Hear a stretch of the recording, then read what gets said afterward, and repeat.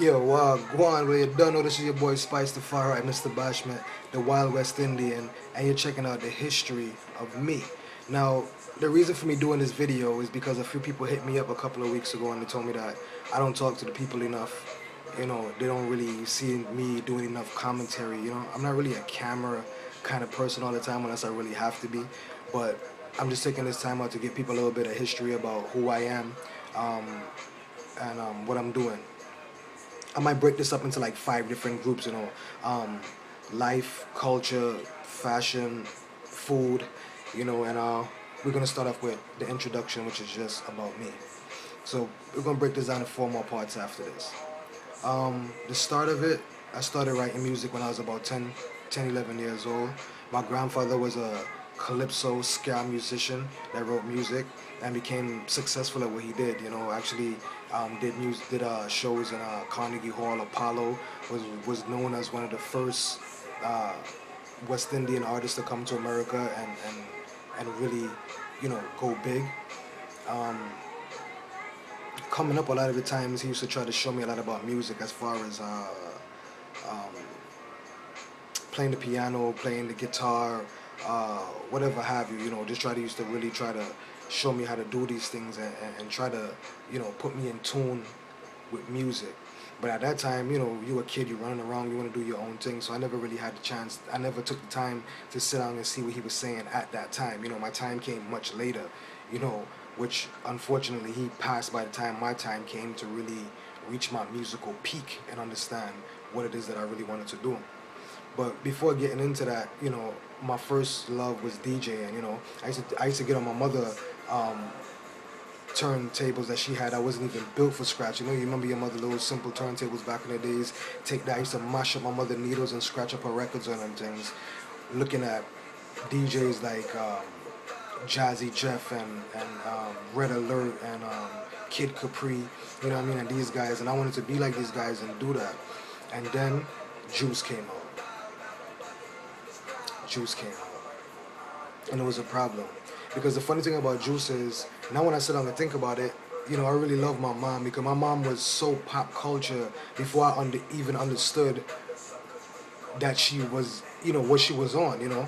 My mother used to have me in the major damage gear and the get used, you know, all the clothes with little rips up all over it and the rugged jeans. And she bought me British Knights and Etonics and Elises. Like, you know, I didn't even understand these things at the time. You know, I used to see the commercials and knew that I was getting something good or really see these things around, but never knew how much, you know, a part of that culture and history and that time that it was. And my mother was really keen to that, you know.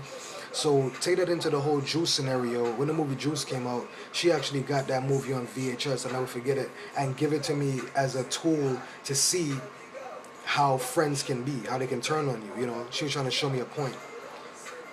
I didn't get the point at the time. You know, I more glorified the gangsterism of the movie than got the point at that time. You know, but me and my brethren Steele, you know, which he has his name from that movie till this day tattooed on his arm. We still call him Steele to this day. He used to cut school and sit at home and watch Juice, and that became our lifestyle.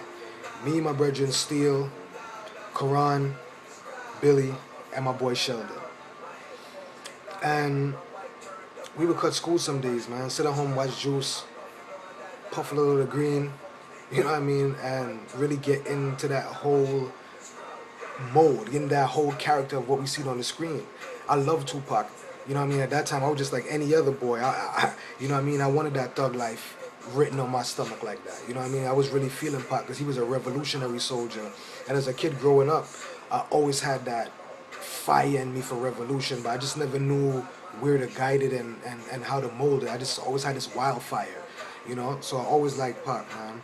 But Q in the movie Juice was my dude because he was the DJ.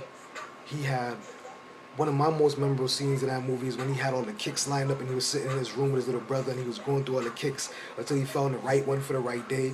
Like, you know, I know what that was. You know what I mean? Like, that was me before I even seen the movie. Like, that was my everyday. That's why Juice, I think, touched a lot of young urban kids. You know what I mean? Yeah, a lot of kids from the hood. You know what I mean? In a lot of ways too, because we identified with that. Like, that was our life when we was waking up every day. So it only fueled the fire to what we was already doing.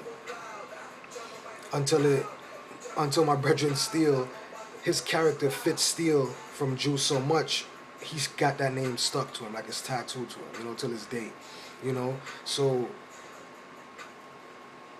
one into that DJ life, we used to go out play parties.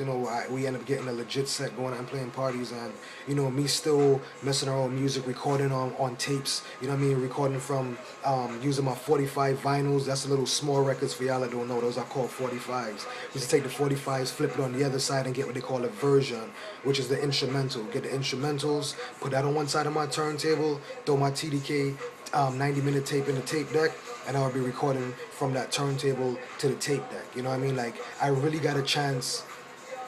And now when I think about it, I feel great and honored to be able to be a part of that music culture when music was in the turntable, tape deck era.